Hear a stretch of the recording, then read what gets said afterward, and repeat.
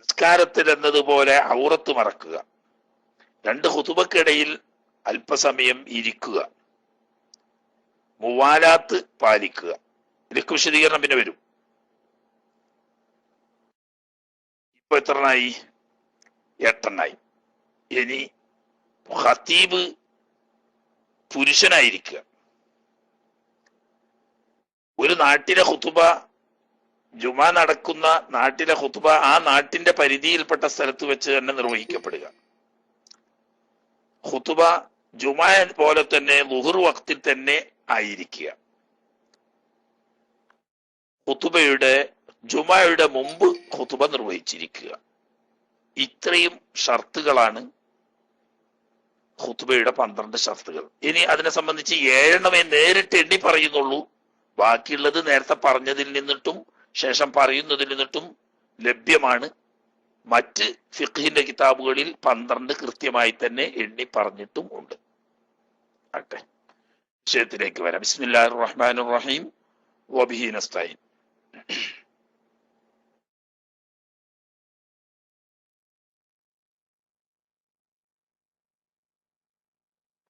വശുരിത ഫീഹിമ,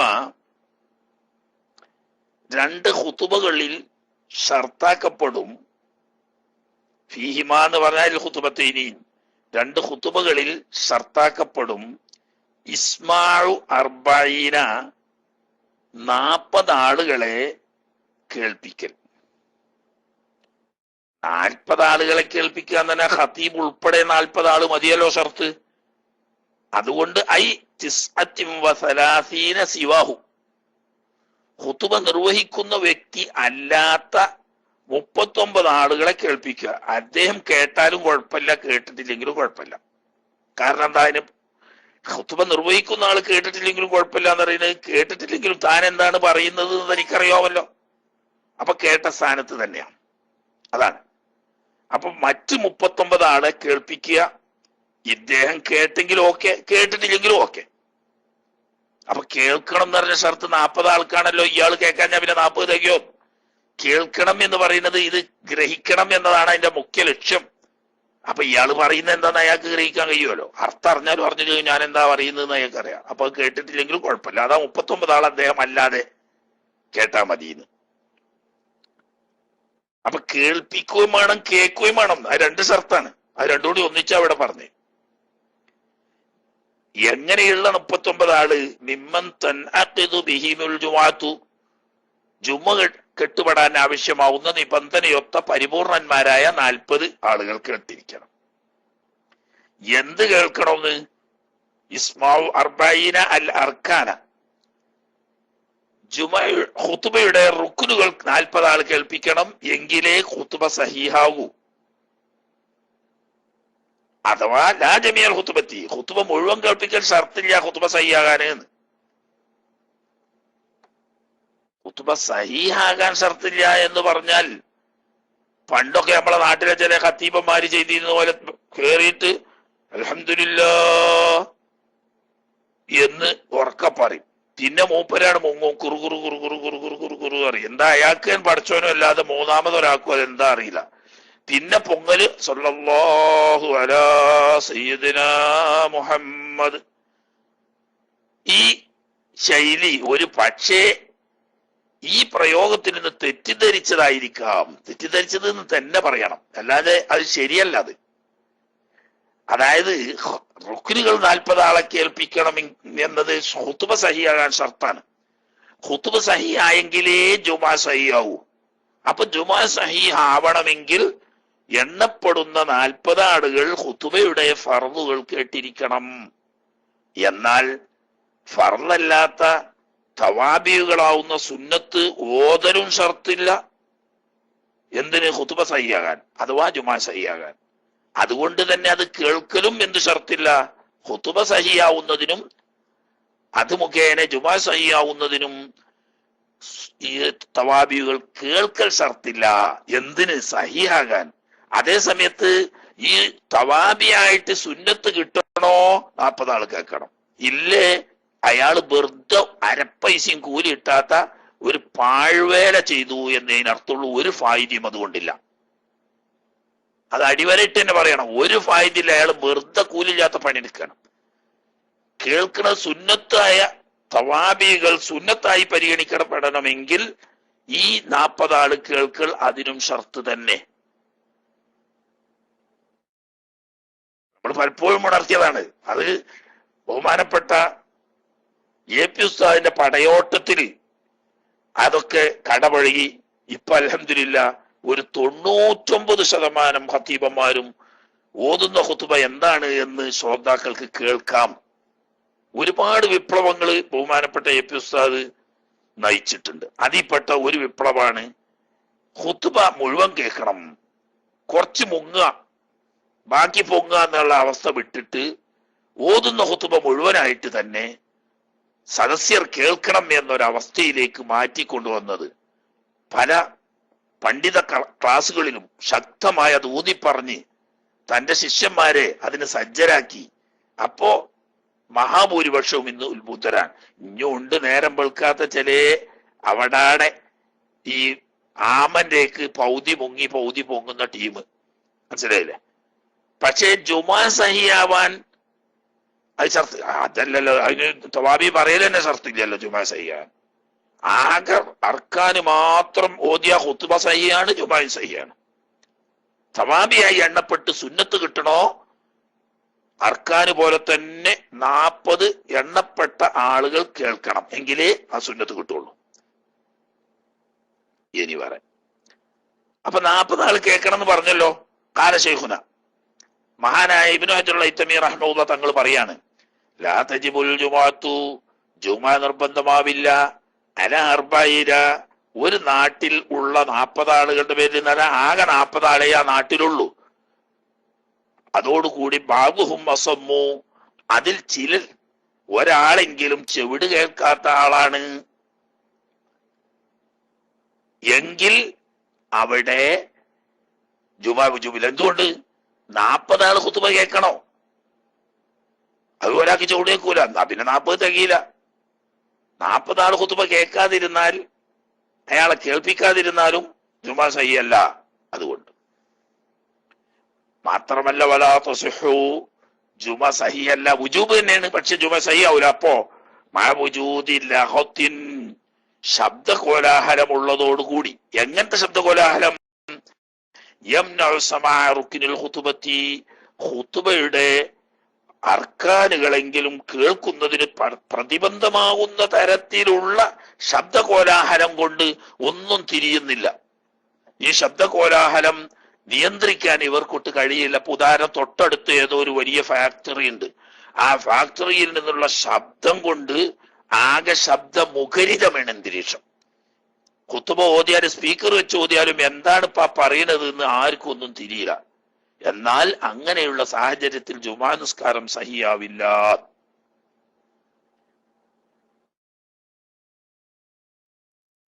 അലൽ മുഅ്തമദി, പക്ഷേ ഖിലാഫുണ്ട്.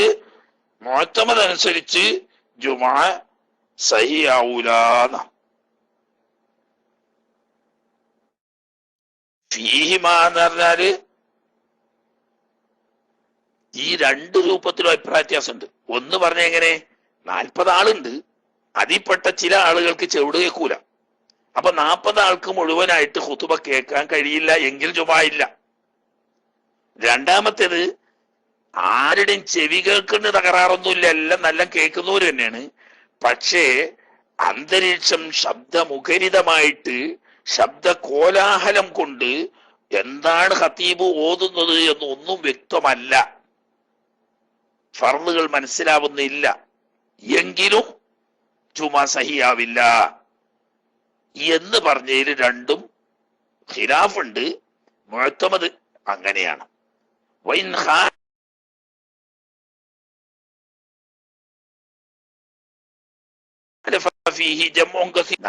ആൾക്ക് പ്രത്യേക പ്രതിബന്ധങ്ങളൊന്നും ഇല്ലെങ്കിൽ കേൾക്കാവുന്ന രീതിയിൽ ഖതീബ് ഓതിയാൽ മതി. അതായത് എളുപ്പത്തിന് പറഞ്ഞാൽ, മൗലവിമാർക്ക് തിരിയാൻ പറഞ്ഞാല്, ഇവിടെ ഖിലാഫ് എന്താന്ന് വെച്ചാൽ ബിൽഫീല് 40 ആള് കേൾക്കണോ അതല്ല ബിൽഖുവ കേൾക്കണോന്ന്. ഇവിടെ ഇപ്പം ഇബ്നു ഹജർ ഹൈതമി തങ്ങൾ മുഅ്തമദാക്കി പറഞ്ഞത് ബിൽഫീൽ കേൾക്കണം, ബിൽഖുവ കേട്ടാ പോരാ. അതേ സമയത്ത് നേരെ വിപരീതമുള്ള ആ ജമ്മും കസീറൂന എന്ന് പറഞ്ഞാൽ അവര് പറയുന്നത് ബിൽഫീൽ കേട്ടുകൊള്ളണം എന്നില്ല, ബിൽഖുവ കേട്ടാ മദീന. അപ്പൊ മൗലവിമാർക്ക് തിരിയും, സാധാരണക്കാർക്ക് തിരിയില്ലല്ലോ. അതായത് യഥാർത്ഥത്തിൽ തന്നെ 40 ആള് കേട്ടിരിക്കണം എങ്കിലേ സയ്യാവൂന. അതാണ് ബിൽഫീൽ കേൾക്കാറ്. അതേസമയം ബിൽഖുവ കേൾക്കുക എന്ന് പറഞ്ഞാൽ പ്രത്യേകിച്ച് പ്രതിബന്ധങ്ങളൊന്നും ഇല്ലാത്ത സാഹചര്യത്തിൽ അവർ ശ്രദ്ധിക്കുകയാണെങ്കിൽ കേൾക്കാവുന്ന തരത്തിൽ ഓതിയാൽ മതി. അപ്പൊ ഒരാൾക്ക് ചെവിട് കേൾക്കുന്നില്ല എന്നുള്ളതുകൊണ്ടാ കേൾക്കാത്ത പ്രശ്നമില്ല. ചെവി കേൾക്കുന്നുണ്ടെങ്കിൽ അയാൾക്ക് കേൾക്കാവുന്ന നിലക്ക് ഖതീബ് ഓതുന്നുണ്ട്. അതുപോലെ തന്നെ ഈ ശബ്ദകോലാഹലം ഇല്ലെങ്കിൽ കേൾക്കാവുന്ന രീതിയിൽ ഉച്ചത്തിൽ ഇയാൾ ഓതുന്നുണ്ട് എന്നാ മതി. കേട്ടോ കേട്ടില്ലോ എന്നല്ല, കേൾക്കാവുന്ന നിലക്ക് ഓതുന്നുണ്ട്. അപ്പൊ ബിൽഖുവ കേട്ടാൽ മതി എന്നൊരു പക്ഷം ഉണ്ടെങ്കിൽ പോലും ബിൽഫീൽ കേൾക്കണം എന്നതാണ് മുഅ്തമദ് എന്ന് ഇബ്നു ഹജർ ഹൈതമി തങ്ങൾ പറയുന്നു. അപ്പൊ 40 ആളെ കേൾപ്പിക്കുകയും വേണം, 40 ആള് കേൾക്കുകയും വേണം എന്നങ്ങനെയാ വരിക. ഈ ജമ്മു കസീർ വലമെടുത്തു ഈ ഇമാമിയങ്ങൾ ഷർത്ത് വെച്ചിട്ടില്ല, ഇല്ലൽ ഹുദൂറ ഫഖത്ത്. ഈ 40 ആളുകൾ ഖുതുബ നടക്കുന്ന സ്ഥലത്ത് ഹാജരാവണം, പ്രത്യേകിച്ച് പ്രതിബന്ധമില്ലെങ്കിൽ കേൾക്കാവുന്ന നിലക്ക് ആയിരിക്കണം. അത്രയേ ഉള്ളൂ. അലൈഹി, ഈ പറഞ്ഞ ജമ്മിന്റെ ഖൗലിന്റെ മേലിൽ യദുല്ലു കലാമു ശൈഖൈനി, മഹാനായ ഇമാം നവവി തങ്ങളുടെയും ഇമാം റാഫി തങ്ങളുടെയും റഹ്മത്തുള്ളാഹി അലൈഹിമ കലാമ് അറിയിക്കുന്നുണ്ട്. ഫീ ബഅദിൽ മവാദി, ചിലയിടത്ത് വ്യക്തമായി തീർത്തു പറഞ്ഞിക്കല്ല, ചില സ്ഥലത്ത് അങ്ങനെ ധ്വനിക്കുന്നുണ്ട്. അതായത് ബിൽഖുവ കേട്ടാൽ മതി, ബിൽഫീൽ കേട്ടുകൊള്ളണം എന്നില്ല എന്ന്.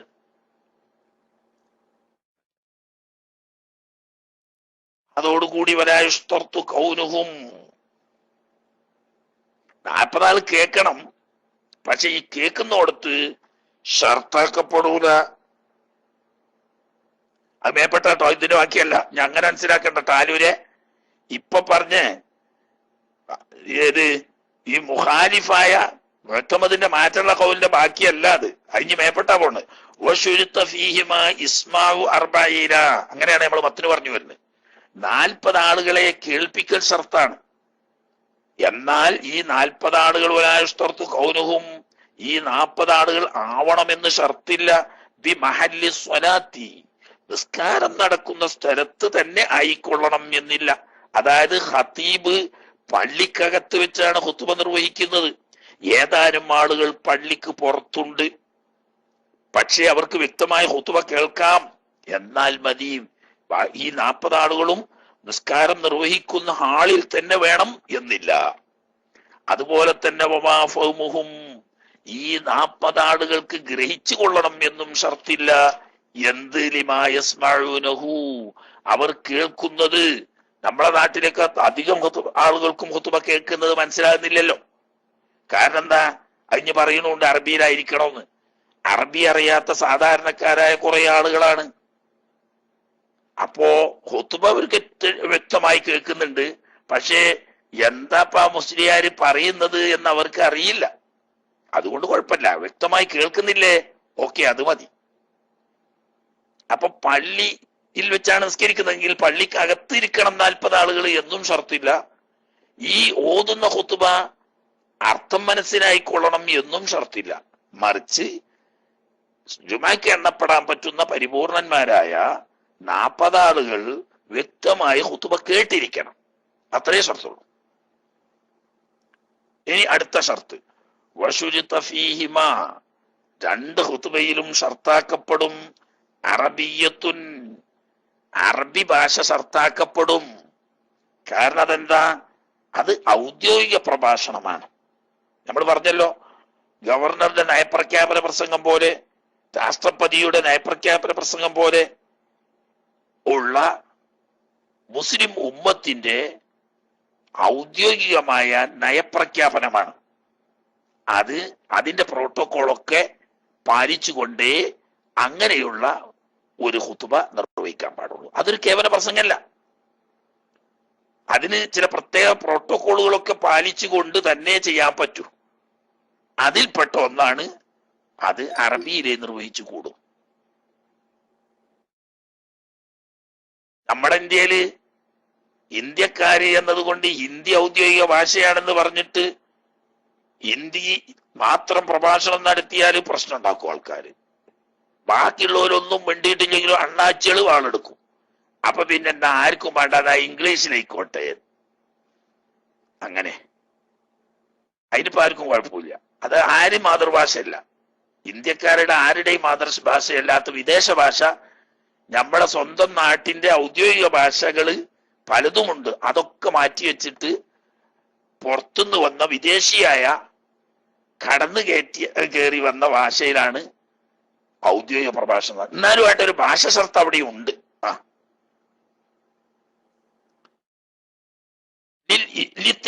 സലഫി വൽ ഖലഫി, സ്വഹാബ കിറാമുകളും പിന്നീട് വന്ന മഹത്തുക്കളും അങ്ങനെയാണ് നിർവഹിച്ചു പോകുന്നത് എന്നതുകൊണ്ട് അവരെ ഇത്തിബാഇന്റെ അടിസ്ഥാനത്തിൽ അത് അറബി തന്നെയായിരിക്കണം. സലഫ് കൊണ്ട് ഉദ്ദേശിക്കുന്നത് ഇവിടെ സ്വഹാബ കിറാമുകളാണ്. ഖലഫ് കൊണ്ട് ഇവിടെ ഉദ്ദേശിക്കുന്നത് സ്വഹാബാക്കളുടെ ശേഷം പുറകെ വന്ന എല്ലാവരും. ഇത് പല ശൈലികളുണ്ട്. അതാ ഇവിടെ എന്ന് പറയാൻ കാരണം, ചിലപ്പം സ്വഹാബത്തും താബിയും താബിയും ഉൾക്കൊള്ളുന്ന 3 തലമുറക്ക് സലഫ് എന്നും അതിന്റെ ശേഷമുള്ളവർക്ക് ഖലഫ് എന്നും പ്രയോഗിക്കുന്ന മറ്റൊരു പ്രയോഗമുണ്ട്. ഇവിടെ പക്ഷേ സലഫ് കൊണ്ട് ഉദ്ദേശിച്ചത് സ്വഹാബ കിറാമുകളാണ്. സഹാബ കിറാമുകളെ പറ്റി ഇന്നാള് ഒരു ദിവസം ഒരു ചങ്ങായി വന്നിട്ട് വലിയ ഒച്ചപ്പാടാക്കിയപ്പോ നമ്മൾ പറഞ്ഞല്ലോ. അതായത് ബഹുമാനപ്പെട്ട സഹാബ കിറാം തിരുനബി സല്ലല്ലാഹു അലൈഹി വസല്ലം തങ്ങളുടെ കാലത്ത് ദീനീ ദഅവത്തിന് വേണ്ടി ലോകത്തിന്റെ വിവിധ ഭാഗത്ത് പോയപ്പോൾ അവർ ആ ദീനീ ദഅവത്ത് പ്രബോധന രംഗത്ത് പൂർണ്ണമായും അവരുടെ പ്രാദേശിക ഭാഷയിലായിരുന്നു ഉപയോഗിച്ചിരുന്നത്. ദഅവത്ത് മുഴുവനും പ്രാദേശിക ഭാഷയിൽ ഉപയോഗിച്ചപ്പോൾ ജുമുഅ ഖുത്ബ അവർ അറബിയിലായിരുന്നു നിർവഹിച്ചത്. അതിൽ നിന്നിട്ട് മനസ്സിലാക്കുക, ഒരു പൊതു പ്രബോധനത്തിന്റെ പ്രഭാഷണമല്ല ഖുത്ബ, അത് അറബിയിൽ തന്നെ ആയിക്കൊള്ളണം എന്നതുകൊണ്ടാണ് നന്നായി പ്രാദേശിക ഭാഷ അറിയുകയും ആ പ്രാദേശിക ഭാഷയിൽ തന്നെ പ്രബോധനം നടത്തുകയും ചെയ്ത് പോരുന്ന സ്വഹാബ കിറാമുകൾ ഖുത്ബ വരുമ്പോൾ മാത്രം അറബി അവലംബിക്കുകയും മറ്റ് പ്രബോധന പ്രവർത്തനങ്ങളുടെ പ്രഭാഷണ സമയത്തൊക്കെ പ്രാദേശിക ഭാഷ ഉപയോഗിക്കുകയും ചെയ്യുന്നതിൽ നിന്നും സ്വഹാബത്തിന്റെ ചര്യയിൽ നിന്നിട്ട് നമുക്കത് മനസ്സിലായി. അതെന്താ അങ്ങനെ പറയുന്നത് വെച്ചാൽ ഹബീബ് റസൂലുള്ളാഹി സ്വല്ലല്ലാഹു അലൈഹി വസല്ലം തങ്ങൾ അറബിയിലാണല്ലോ ഓതിയത് എന്ന് പറഞ്ഞൂടെ? അതെ, അത് പറയാം. പക്ഷേ ഈ വിവരം കെട്ട ജാഹിലീങ്ങൾ പറയും ഹബീബ് റസൂലുള്ളാഹി സ്വല്ലല്ലാഹു അലൈഹി വസല്ലം തങ്ങളുടെ മാതൃഭാഷയാണ് അറബി. അപ്പൊ നബി സല്ലല്ലാഹു അലൈഹി വസല്ലം തങ്ങൾ മാതൃഭാഷയിൽ ഓതി, അതുകൊണ്ട് നമ്മൾ മലയാളികൾ, നമ്മളുടെ മാതൃഭാഷ മലയാളമാണ്, നമ്മൾ മലയാളത്തിൽ ഓതണം എന്ന് ദുർവ്യാഖ്യാനം ചെയ്യും. പക്ഷെ ഈ ദുർവ്യാഖ്യാനത്തിന് ഉള്ള അവസാനത്തെ പഴുതും അടച്ചുകൊണ്ടാണ് മഹാന്മാരായ സ്വഹാബ കിറാമുകൾ ലോകത്ത് പ്രബോധന പ്രവർത്തനം നടത്തിയത് മുഴുക്കയും പ്രാദേശിക ഭാഷയിലായിരുന്നു എന്ന് വളരെ വ്യക്തമായി സഹിയായ ഹദീസിൽ സ്ഥിരപ്പെടുകയും അതോടുകൂടി ഖുത്ബ അറബിയിൽ മാത്രമേ നിർവഹിച്ചുള്ളൂ എന്നും വരുമ്പോൾ മാതൃഭാഷാവാദം അവിടെ ഖണ്ഡിക്കപ്പെടുന്നു. മാതൃഭാഷയാണെങ്കിൽ ബാക്കിയൊക്കെ മാതൃഭാഷയെ പറയുമ്പോൾ എന്തേ സഹാബത്ത് ഖുത്ബ മാത്രം മാതൃഭാഷയെ പറയാതിരുന്നത്? അത് അറബിയിൽ തന്നെ ആവണം എന്ന് സല്ലല്ലാഹു അലൈഹി വസല്ലം തങ്ങളിൽ നിന്ന് അവർ ഗ്രഹിച്ചത് കൊണ്ടാണ്. അതാണ് അങ്ങനെ തെളിവ് പറഞ്ഞത്. ഇനി അപ്പൊ പിന്നെ ഒരു പ്രശ്നം, വെറും കാക്കാമാര് മാത്രമുള്ള ഒരു പള്ളിയിൽ അറബിയിൽ ഒരു മുസ്ലിയാര് ഖുത്ബ നിർവഹിച്ചത് കൊണ്ട് എന്താണ് അവിടെ ഫലം? വഫായിദതുഹാ ബിൽ അറബിയ്യത്തി, ഖുത്ബ അറബിയിൽ നിർവഹിക്കുന്നത് കൊണ്ടുള്ള ഫായിദ മഅ അദമി മഅരിഫതിഹിം ലഹാ, ആ അറബിയിലുള്ള ഖുത്ബ ഈ ജനങ്ങൾക്കറിയാത്തതോട് കൂടി പിന്നെ അറബിയിൽ ഖുത്ബ നിർവഹിച്ചാൽ എന്താണ് അതുകൊണ്ടുള്ള ഫായിദ എന്നതിന് ഫായിദ വേറൊന്നുമല്ല, അൽ ഇൽമു ബിൽ ബാലി ഫിൽ ജുംല, പൊതുവെ അതൊരു ഉപദേശമാണെന്ന് മനസ്സിലാക്കിയാൽ മതി. അത്യാവശ്യമുള്ളവർ വേണമെങ്കിൽ ജുമാ കഴിഞ്ഞതിന് ശേഷം ഖത്തീബ് ഉസ്താദിനോട് ചോദിച്ചോട്ടെ ഇന്നത്തെ ഖുത്ബ ഒന്ന് പരിഭാഷപ്പെടുത്തി തരണം, അതിനോട് കുഴപ്പമില്ല.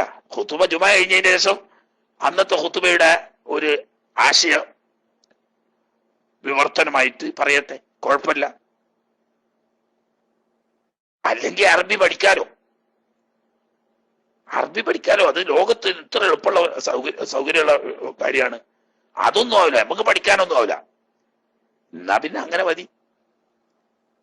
കാലഹുൽ ഖാദി, ഇങ്ങനെ ഒരു ന്യായം മഹാനായ ഖാദി ഹുസൈൻ റഹ്മത്തുള്ളാഹി പറഞ്ഞ എന്ന് പറഞ്ഞാൽ അന്ന് തന്നെ ഉണ്ട്. അസ്ഹാബിൽപ്പെട്ട വലിയ പ്രഗത്ഭനാണ് ബഹുമാനപ്പെട്ട ഖാദി ഹുസൈൻ റഹ്മത്തുള്ളാഹി.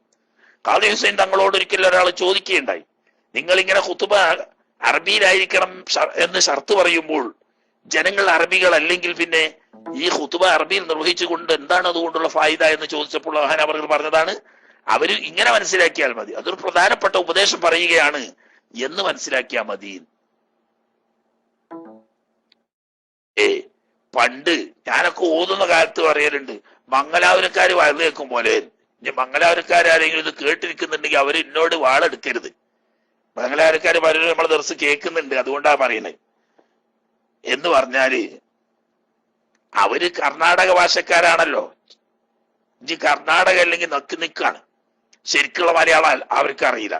അപ്പൊ മോചാരിറ്റികളൊക്കെ പള്ളിക്കൊക്കെ റമദാൻ മാസത്തിന് വയലിന് പോകും.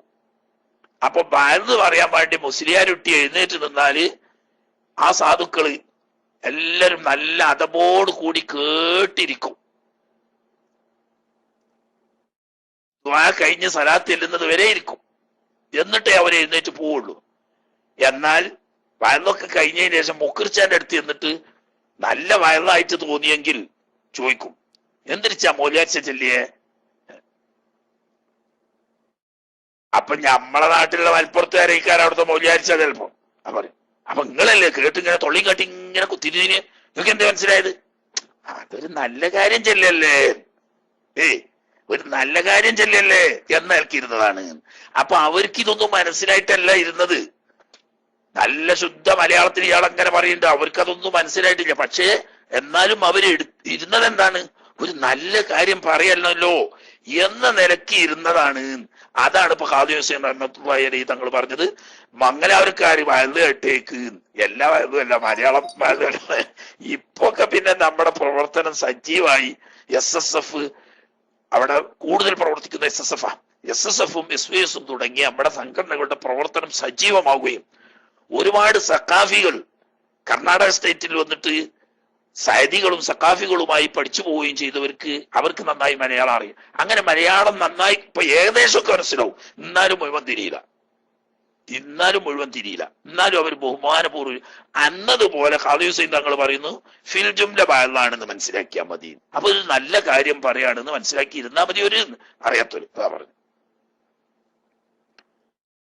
സംഗതി വഇല്ലം യുംകിൻ തഅല്ലുമുഹാ ബിൽ അറബിയ്യത്തി. ഇനി പറയാം, വഇല്ലം യുംകിൻ തഅല്ലുമുഹാ ബിൽ അറബിയ്യത്തി, അറബി ഭാഷയിൽ ഖുതുബ ഓതാൻ വേണ്ടിയിട്ട് ഒരാൾക്ക് പഠിക്കാൻ സാധിച്ചില്ല. ഖബല ദീഖിൽ വഖ്തി, സമയം അസൗകര്യമാവുന്നതിന് പഠിക്കാൻ എന്ന് പറഞ്ഞാൽ എന്താ, ഒരു നാട്ടുകാരൊക്കെ പാടെ ഷഹാദത്ത് കലിമയിൽ ഇസ്ലാം മതം സ്വീകരിച്ചു. പുതിയ ആൾക്കാരാണ്, എല്ലാവരും പൊതു മുസ്ലിമീങ്ങളാണ്. ഒരു 2-3 ദിവസം മുമ്പൊക്കെ വിശ്വസിച്ചിട്ടുള്ളൂ. അപ്പൊ ഇസ്ലാമിനെ പറ്റി മൊത്തം പഠിച്ചു. പിന്നെ നിസ്കാരത്തിന്റെ ഷർത്തും ഫർളും ഒക്കെ അങ്ങനെ ഒരു വിധത്തിൽ പഠിച്ചു. അങ്ങനെ വെള്ളിയാഴ്ചയായി. അപ്പൊ പുറമെന്നൊരു മൗലിയാർ ഉസ്താദ് വന്നിട്ട് ഖുതുബ ഓതി കൊടുക്കാനില്ല. ഇവരെ കൂട്ടത്തിൽ ആരും അറബി പഠിച്ചിട്ടുമില്ല. ഇനി ഇപ്പം ഇങ്ങോട്ട് ഇരുന്നിട്ട് ഖുതുബന്റെ സമയമാകുമ്പോത്തിന് ചെറിയ രണ്ട് ഖുതുബ കടലാസിൽ എഴുതിയെടുത്ത് അത് നോക്കി വായിച്ചാൽ പഠിക്കാൻ പറ്റൂല. അതിനകത്തുള്ള അറിവ് അവർക്ക് ഇല്ല അറബിയായിട്ട്. ആകെ ഈ 5 ഫർള് മതിയല്ലോ. ഒരു അൽഹംദുലില്ലാഹ് എന്നും ഒരു സ്വല്ലല്ലാഹു അലാ മുഹമ്മദ് എന്നും ഒരു ഊസിക്കും ബിത്തഖ്വല്ലാഹ് എന്നും പിന്നെ ഒരു ചെറിയ ഒരു ആയത്തെങ്കിലും അൽഹംദുലില്ലാഹി റബ്ബിൽ ആലമീൻ എന്ന ഒരു ആയത്തെങ്കിലും ഓതി ഒരു മോമിനികൾക്ക് വേണ്ടിയിട്ടുള്ള അല്ലാഹു മുഫ്ദിൽ മോമിനീന വൽ മോമിനാത്ത് എന്നൊരു ദുആവും. ഇത്രയും ഒരു കടലാസിൽ എഴുതിയിട്ട് തെറ്റില്ലാതെ വായിക്കാൻ പഠിക്കാൻ കഴിയില്ല. അങ്ങനെ വരുമോ എന്ന് വെച്ചാൽ അതിനാ ഞാൻ പറഞ്ഞ ഉദാഹരണം പറഞ്ഞത്. ഈ നാട്ടുകാർ ഒന്നിച്ച് ഇസ്ലാം മതം വിശ്വസിച്ചതാണ്. അപ്പൊ അവർക്ക് അറബി അക്ഷരമാല തന്നെ പഠിച്ചു വരുന്നേ ഉള്ളൂ. അവരെ സംബന്ധിച്ച് അത് അവരുടെ മാതൃഭാഷയിലേക്ക് മാറ്റി അറബി, നമ്മളിപ്പോ മംഗ്ലീഷ് എഴുതും പോലെ അറബിയിൽ ഉള്ള വാക്കിനെ അവരുടെ മാതൃഭാഷയുടെ അക്ഷരം കൊണ്ട് എഴുതി തെറ്റില്ലാതെ അത് വായിച്ച് പഠിക്കാനുള്ള സമയം ജുമാ നിസ്കരിക്കാൻ സൗകര്യമാവുന്ന സമയത്തിന് മുമ്പ് കിട്ടൂല. അങ്ങനെ ആയിപ്പോയി.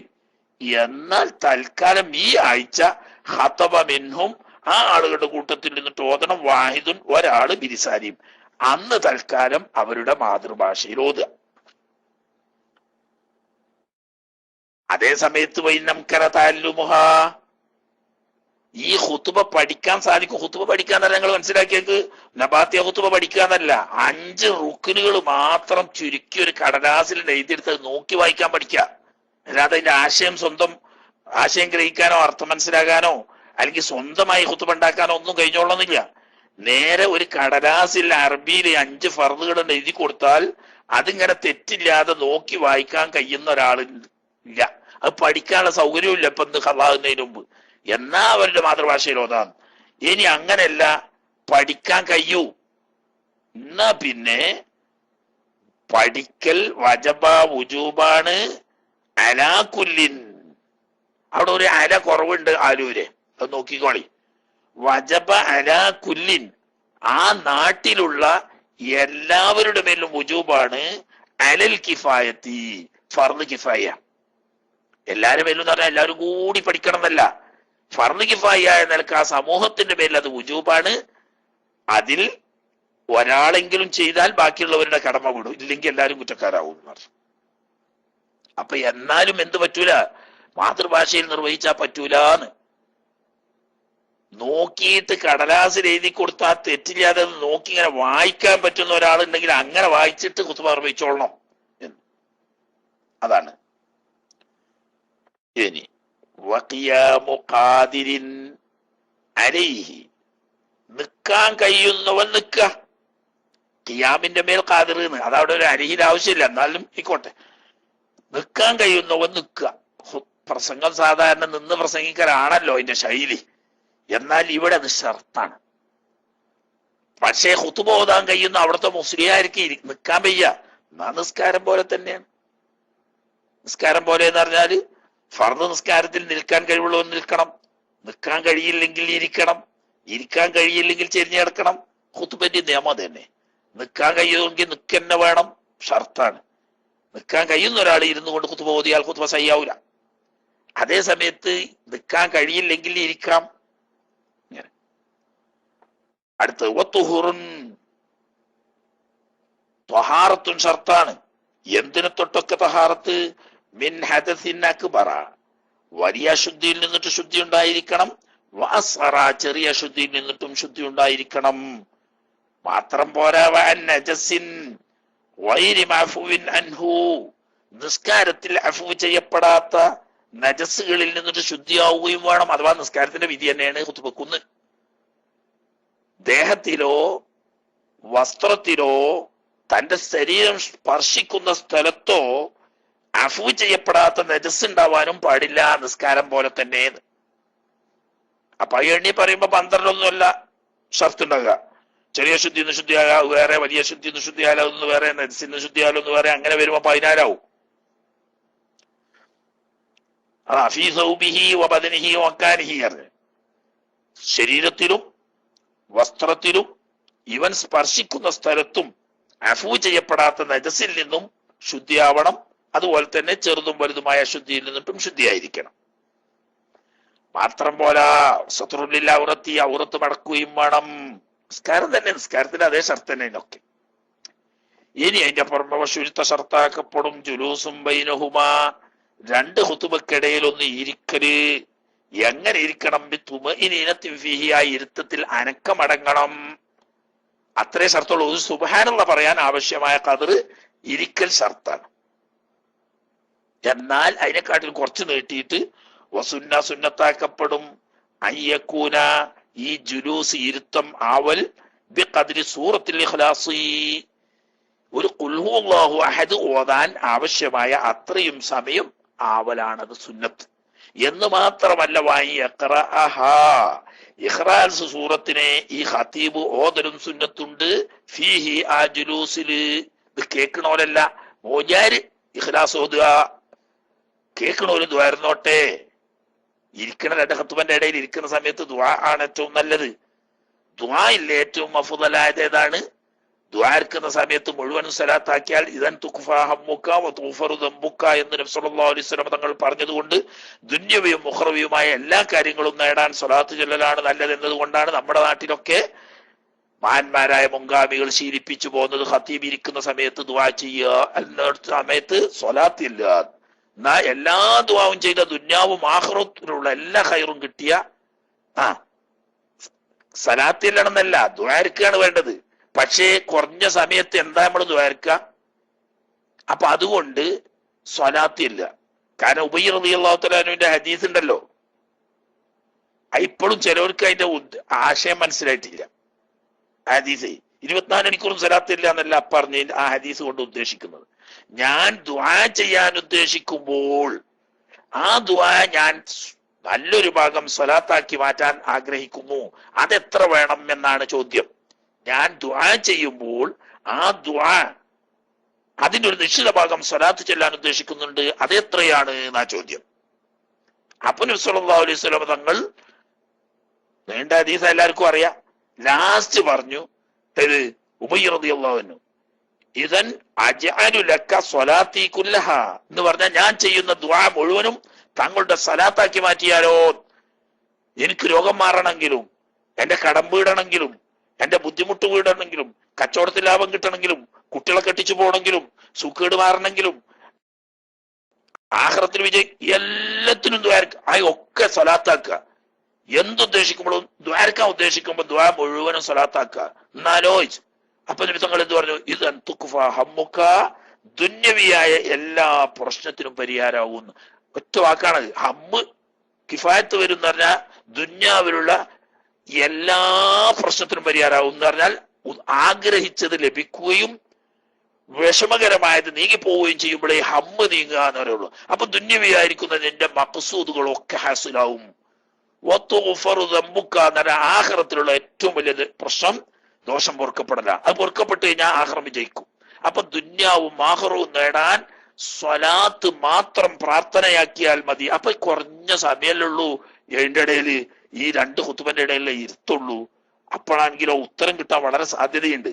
എന്നാ ആ സമയം മുഴുവൻ സ്വലാത്ത് ചൊല്ലിയാൽ തുക്ഫാ ഹമ്മുക വതുഗ്ഫറു ദംബുക, ദുന്യാവിലുള്ള എല്ലാ പ്രശ്നത്തിനും പരിഹാരമാകും, ആഖിറത്തിലുള്ള മുഴുവൻ പ്രശ്നത്തിനും പരിഹാരമാകൂ എന്ന് നബി സല്ലല്ലാഹു അലൈഹി വസല്ലം തങ്ങൾ പഠിപ്പിച്ചതിന്റെ പേരിലാണ് നമ്മളെ മഹാന്മാരായ മുൻഗാമികള് ഈ ഇടയിൽ ഇരുത്തത്തിന് സമയത്ത് സ്വലാത്താവട്ടെ. കണ്ടോ, ദുആ ആണത് സംഗതി. ദുആ എല്ലാം കൂടാൻ നല്ലത് സ്വലാത്താ. എന്നാ പിന്നെ ദുന്യാവും ആഖിറവും ഒക്കെ കിട്ടുന്നു. ഖതീബ് ഖുൽഹുല്ലാഹ്. ഇനി കായിതൻ നിൽക്കാൻ കഴിയാത്തവൻ 2 കുത്തു പോകാലോ. അപ്പൊ 2 കുത്തു പോകുന്ന ആൾ ഞാൻ എന്താ കാട്ടുന്നത്? ഇടയ്ക്ക് കിടക്കുക? അത് വേണ്ട. ഫസല ബൈനഹുമാ, 2 ഖുതുബന്റെ ഇടയിൽ വേറിയിരിക്കേണ്ടത് ബിസക്കത്തത്തിൻ, ഇടക്ക് അല്പം നിശബ്ദത, മിണ്ടാതക്ക, കുറച്ചേരം സുക്കൂത്താകുക. വുജൂബൻ അത് നിർബന്ധം എന്ന് പറഞ്ഞാൽ ഇടയ്ക്ക് ഇരിക്കൽ ഷർത്താണ്. ഇവിടെ നിന്ന് ഇരിക്കണോ ഇനി കിടക്കണം എന്ന് പറയാൻ പറ്റൂലല്ലോ. അപ്പൊ അതുകൊണ്ട് അല്പം ഇടക്ക് നിർത്തി വെച്ചിട്ട് ഒരു ഇടവേള ഉണ്ടാക്കിയിട്ട് രണ്ടാമത് തുടങ്ങേണ്ടതാണ്. ഇനി വഫിൽ ജവാഹിരി, ജവാഹിർ എന്ന കിതാബിൽ പറഞ്ഞിരിക്കുന്നു, ലൗലം മജ്ലിസ്, ഖുതുബന്റെ ഇടയിൽ ഒരാൾ ഇരുന്നില്ല. മൗലവി പണ്ട് പറഞ്ഞേക്ക്, ഞാൻ എന്താ 3/4 മണിക്കൂർ ഖുതുബ പ്രഭാഷണം ചെയ്യാൻ ഇടയിൽ ഇരിക്കേണ്ട ആവശ്യം എന്താ? കാരണം 3-3.5 മണിക്കൂർ ഒറ്റ നിപ്പിൽ പ്രസംഗിക്കുന്ന എനിക്ക് എന്ന് പറഞ്ഞു. അങ്ങനെ ഒരു തിരുത്തൽവാദി വന്നിട്ട് ഖുതുബന്റെ ഇടയിൽ ഇരുന്നില്ലെങ്കിലോ ഹുസിബത്ത വാഹിദത്തൻ, 2 കൂടി ഒന്നായിട്ട് എണ്ണപ്പെടുള്ളൂ. സംഗതി ഓൻ 2 ഓതിയിട്ടുണ്ടെങ്കിൽ 1 ആവുള്ളൂ. ഫയജിലിസു, അപ്പൊ പിന്നെ ഇരുന്നിട്ട് വേറ്റി വിസാരിച്ച എന്ന് പറഞ്ഞാൽ രണ്ടാമത് വേറെ ഓതണമെന്ന്. 3ാമത്തെ കൊണ്ടുവരുന്ന പറഞ്ഞാൽ ഇപ്പൊ കരുതിയ 2 ആയിട്ടാ, 2 ആയിട്ടില്ല, 1 ആയിട്ടുള്ളൂ, ഇനി ഒന്നുകൂടി ഓതണമെന്ന്. അപ്പൊ ഇരിക്കൽ ഷർത്താണ്, ഇല്ലെങ്കിൽ ഖുതുബ സഹിയാവൂല. ആ പറഞ്ഞതിന്റെ അർത്ഥം. ഔടി കഴിഞ്ഞാൽ കഴിഞ്ഞു. മുവാലാത്ത് പാലിക്കുകയും വേണം, തുടർച്ച ആവണം എന്നർത്ഥം. എവിടെയൊക്കെ? ബൈനഹുമാ, 2 ഖുതുബന്റെ ഇടയിൽ എന്ന് പറഞ്ഞാൽ 1ാമത്തെ ഖുതുബയുടെയും 2ാമത്തെ ഖുതുബയുടെയും ഇടയിൽ മുവാലാത്ത് മുറിയാൻ പാടില്ല. എന്ന് പറഞ്ഞാൽ മൗലിയാരാണ്ട് ഇരുന്നിട്ട് അങ്ങോട്ട് നീട്ടി കുറെ നേരാണ്ട് ഇരുന്ന് എന്നാ പറ്റൂല. എന്നാ രണ്ടാമത് തലക്കെന്ന് ഖുതുബ ഓതേണ്ടി വരും. അപ്പൊ 1ാം ഖുതുബയുടെയും 2ാം ഖുതുബയുടെയും ഇടയിൽ മുവാലാത്ത് വേണം. ഞാൻ അതിന്റെ പുറമെ ബൈന അർക്കാനിഹിമ, രണ്ട് ഖുതുബയുടെയും റുക്നുകൾക്കിടയിൽ എന്ന് പറഞ്ഞാൽ ഹംദിന്റെയും സ്വലാത്തിന്റെയും ഇടയിൽ മുവാലാത്ത് മുറിയാൻ പാടില്ല. സ്വലാത്തിന്റെയും വസിയത്തിന്റെയും ഇടയിൽ മുവാലാത്ത് മുറിയാൻ പാടില്ല. വസിയത്തിന്റെയും ആയത്തിന്റെയും ഇടയിൽ മുവാലാത്ത് മുറിയാൻ പാടില്ല. ഇങ്ങനെ അപ്പം റുക്നുകൾക്കിടയിലും മുവാലാത്ത് മുറിയാൻ പാടില്ല. ഒന്നാം ഖുതുബന്റെയും രണ്ടാം ഖുതുബന്റെയും ഇടയിലും മുവാലാത്ത് മുറിയാൻ പാടില്ല. ഇനി മൂന്നാമത്തത് വബൈനഹുമാ വബൈന സ്വലാത്തി, നിസ്കരിത്തിന്റെയും ഖുതുബന്റെയും ഇടയിലും മുവാലാത്ത് മുറിയാൻ പാടില്ല. അപ്പൊ 3 സ്ഥലത്തും മുവാലാത്ത് പാലിക്കണം എന്ന്. 2 ഖുതുബകൾക്കിടയിൽ, ഖുതുബയുടെയും നിസ്കാരത്തിന്റെയും ഇടയിൽ, ഖുതുബയുടെ ഫർളുകൾക്കിടയിൽ മുവാലാത്ത് ഷർത്താണ്. അങ്ങനെ മുവാലാത്ത് ഇടക്ക് വിട്ടുപിരിക്കാതിരിക്കുക, തൊവീലൻ ഉറുഫൻ, ഉറുഫിൽ ദീർഘമായ നിലക്ക് വിട്ടുപിരിക്കാതിരിക്കുക. അപ്പൊ എത്ര ഉറുഫ് നമുക്കൊന്ന് തിരിയാണ്ടേ, അതിന് പറയുന്നുണ്ട്. വസയത്തി ഇനി വരുന്നുണ്ട് അന്ന ഇഖ്തിലാലൽ മുവാലാത്തി, മുവാലാത്തിന് തകരാറ് വരല് ബൈനൽ മജ്മുഅത്തൈനി, ജമ്മാക്കി നിസ്കരിക്കുന്ന നിസ്കാരത്തിനിടയിൽ. അത് ഇവിടത്തിന്റെ ബാക്കിയല്ല, അത് മനസ്സിലാക്കിക്കൊള്ളണമല്ലോ. അതായത് ളുഹറും അസറും കൂടി മുന്തിച്ച് ജമ്മാക്കാണ്, അല്ലെങ്കിൽ മഗ്രിബും ഇശാവും കൂടി മുന്തിച്ച് ജമ്മാക്കാണ്. എന്നാൽ 2 നിസ്കാരത്തിനിടയിൽ മുവാലാത്ത് വേണം എന്ന് പറഞ്ഞു. ആ മുവാലാത്തിന്റെ അവിടെ പറയുന്നുണ്ട് എത്രയാണ് എന്ന്, ബിഫീലി റകഅത്തൈനി ബി അഖല്ല മുജ്സിഇൻ, ഏറ്റവും ചുരുങ്ങിയ തോതിൽ ഫർള് മാത്രം എടുത്തുകൊണ്ട് 2 റകഅത്ത് നിസ്കരിക്കുന്ന സമയം ഉണ്ടെങ്കിൽ എന്തു വരും? ദീർഘമായ ഇടവേള എന്ന് വരും. അതിൽ താഴെയാണെങ്കിലാണ് മുവാലാത്ത് മുറിയാതിരിക്കുക എന്ന് എവിടെ പറയുന്നുണ്ട്? ജമ്മിന്റെ ബാബില് പറയുന്നുണ്ട്, ജമ്മാക്കി നിസ്കരിക്കണേ പറ്റി. എങ്കിൽ ഫലായബുദു, വിദൂരമല്ല, അള്ളബുത്തു ബിഹാദ, ഇങ്ങനെ ചുരുങ്ങിയ തോതിൽ ഫർദ് മാത്രം എടുത്ത് 2 റകഅത്ത് നിസ്കരിക്കാൻ ആവശ്യമായ സമയം എന്നതുകൊണ്ട് നിർണയിക്കുന്നതിന് കുഴപ്പമില്ല. ഹുന, ഈ ഖുതുബയുടെ മുവാലാത്തിന്റെ അവിടെ 2 ഖുതുബന്റെ ഇടയിൽ ചുരുങ്ങിയ തോതിൽ 2 റകഅത്ത് നിസ്കരിക്കാൻ ആവശ്യമായ ദൈർഘ്യം ഉണ്ടാവാൻ പാടില്ല. ഖുതുബയുടെയും നിസ്കാരത്തിന്റെയും ഇടയിലും തന്നെ അത്ര ദൈർഘ്യം ഇടവേള വരാൻ പാടില്ല. അതുപോലെ തന്നെ ഒരു റുക്കിനിന്റെയും അടുത്ത റുക്കിനിന്റെയും ഇടയിൽ അത്ര ഇടവേള വരാൻ പാടില്ല. അതിൽ കുറഞ്ഞിരിക്കണം എന്നാണ് മുവാലാത്ത് വേണം എന്ന് പറഞ്ഞതിന്റെ അർത്ഥം. അങ്ങനെ വരുമ്പോൾ യകൂനു, ഈ പറയുന്ന ഖദർ അഥവാ ചുരുങ്ങിയ തോതിൽ 2 റകഅത്ത് നിസ്കരിക്കാൻ ആവശ്യമായതിൽ താഴെയുള്ളത് പറഞ്ഞ ഈ ഖദർ ബയാനൽ ഉറുഫി, ഉറുഫ് അനുസരിച്ച് ദീർഘിക്കാതിരിക്കുക എന്നാൽ ആ ഉറുഫിന്റെ ബയാനായി വരും. അപ്പോ ഈ റുക്നുകൾക്കിടയിലും 2 ഖുതുബകൾക്കിടയിലും ഖുതുബയുടെയും നിസ്കാരത്തിന്റെയും ഇടയിലും ചുരുങ്ങിയ തോതിൽ എന്ന് പറയുമ്പോൾ മനസ്സിലാക്കണം ഫർള് മാത്രം എടുത്തുകൊണ്ട്, ഫർള് മാത്രം എടുത്തുകൊണ്ട് 2 റകഅത്ത് നിസ്കരിക്കാൻ ആവശ്യമായ സമയത്തിൽ താഴെ ആയിരിക്കണം, അല്ലാതിരുന്നാൽ മുവാലാത്ത് മുറിഞ്ഞു പോകും. ഇങ്ങനെയാണ് ഇപ്പൊ അതിന്റെ ഷർത്തുകൾ. ഇനി സുന്നത്തുകളാണ്, അതിൽ ഒരുപാട് കാര്യങ്ങൾ പറയാനുണ്ട്.